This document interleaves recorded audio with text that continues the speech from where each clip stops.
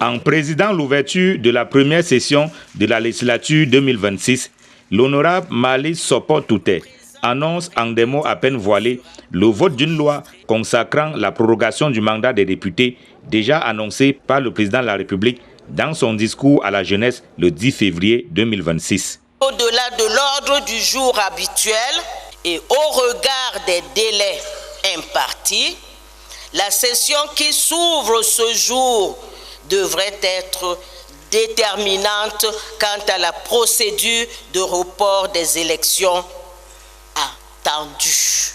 Dans la foulée, la députée de Vori Centre à Douala invite les formations politiques à un meilleur encadrement de leurs militants afin qu'au terme des échéances à venir, le Cameroun ne bascule dans une crise post-électorale comme au lendemain de la présidentielle 2025.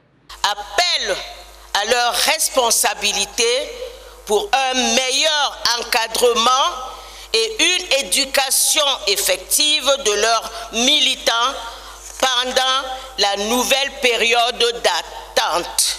Après les joutes post-électorales au lendemain de la présidentielle du 12 octobre 2025, le Cameroun a besoin d'un climat apaisé. Au Palais des Verts de Ngouaikele, la session de mars, première de la législature 2026, s'ouvre dans un contexte particulier.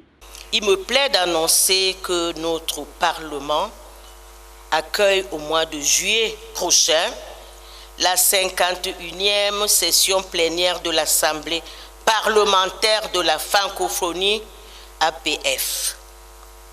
Un comité d'organisation a été mis sur pied à l'effet de préparer cet événement de grande importance. Comme à l'accoutumée, les travaux pour cette session et pour cette législature se sont ouverts en présence du Premier ministre qu'accompagnaient plusieurs membres du gouvernement.